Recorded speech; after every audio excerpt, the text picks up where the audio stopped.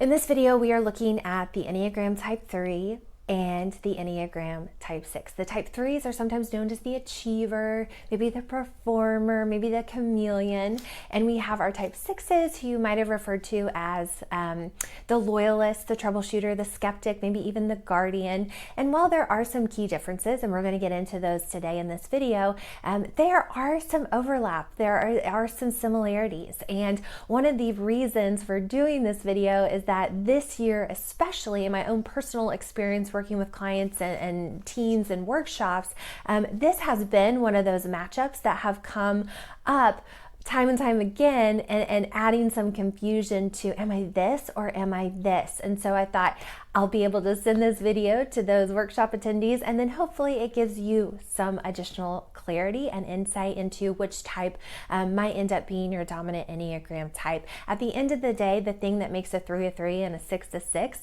is that core motive. And for a 3, it's their striving to feel outstanding.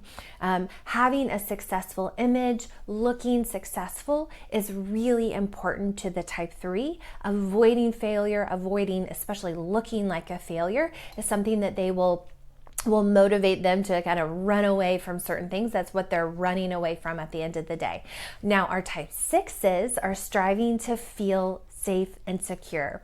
And so they are looking for safety, security, even support, potentially in a group, a set of beliefs, some type of authority figure. And then the thing that they're looking to avoid or running away from is anything that would leave them kind of out on their own, unsupported, unsafe, insecure in any type of way. And so when that still isn't clear though, there are some differences that we can get into, and we'll do that in just a minute.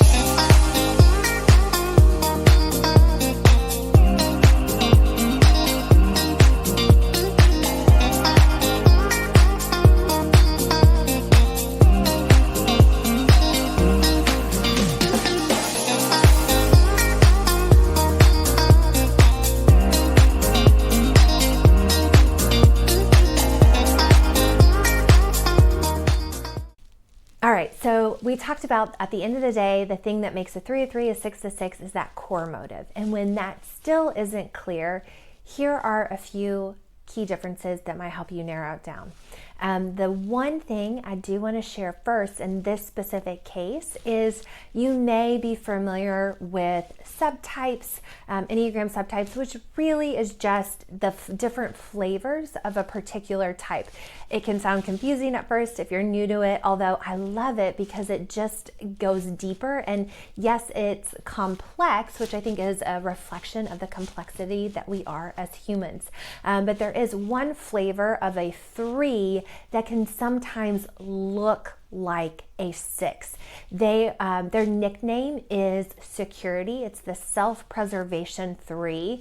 And while they have the core motive at the end of the day of a 3, their behavior out of any of the other 3s look like a 6 because they want to almost come across a little less maybe image focused. So they want to have an image of not caring about their image, but they want to create that image. So there's still that kind of focus on the image of that 3, but their behaviors might show up. They might be a little bit more anxious than the other 2 3s. And so that could be some additional confusion there, but hopefully that provides some additional clarity in this case.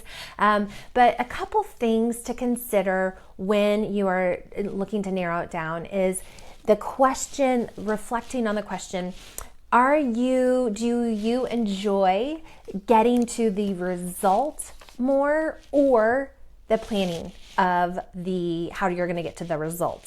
Which energizes you more? And you might say, oh, I get energy, I enjoy both. But if you really had to pick which one is going to give you more energy and be more fun or enjoyable for you, the results or the planning to get to the results. A 3 is going to really love that end goal. They're going to love to be able to check it off their list, to make it happen, just to do it, so that they can then move on to the next accomplishment.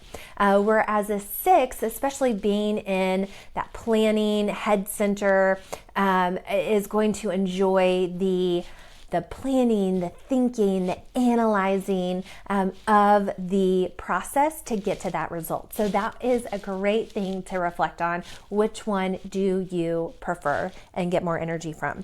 The other one that I'm looking at my notes down here that comes up is a reflection around feelings, and specifically feelings around anxiety. So for a 3, even though they are in that heart center of intelligence, they are the middle type in that one, which tends to mean they're repressed in that particular center of intelligence, feelings.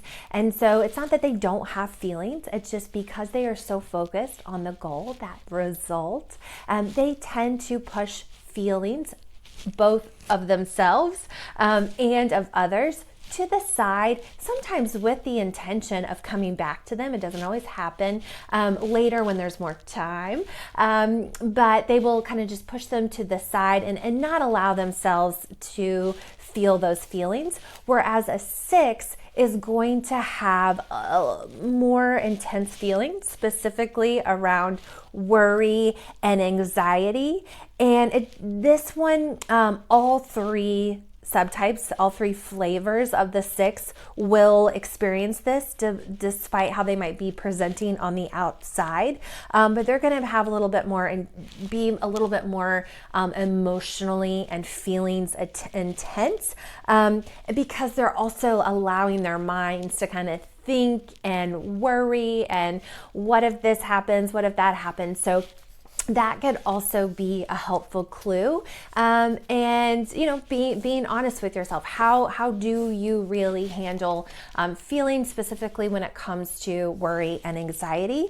And then the last one to think about is when you are planning for something, do you tend to have a really just a focus on being efficient and effective and just creating one plan that you know is going to take you from point A to point B, ideally in the quickest way possible?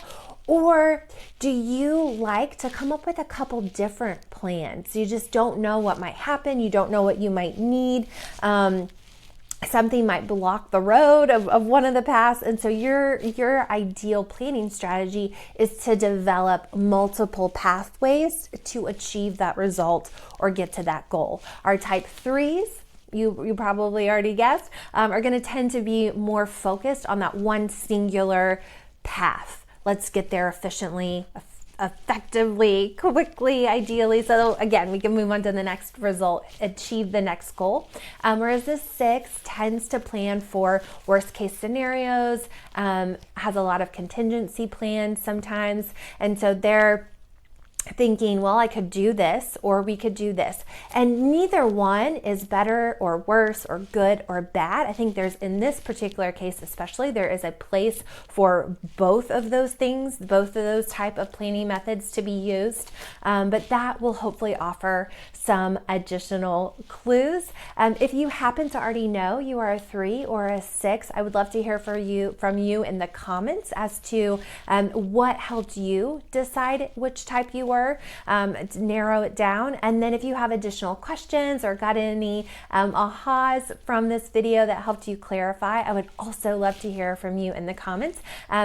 Selfishly, I enjoy hearing from you. And then also in these type of this or that videos, there have been some really insightful personal experience that people have shared in the comments that have helped other viewers and people who dig into the comments. So I love to hear from you, but it's also helpful for others who stumble on this video. So definitely share below. I appreciate you being here. If you happen to be with a team, an organization that is looking to bring in the Enneagram, I would love to learn more about you, your team, your organization, share a little bit more about what we do here at Enneagram MBA. and see if it makes sense to connect further on potentially bringing the Enneagram and all of its incredible benefits to your team or organization. Thanks for being here, and I'll see you in another one.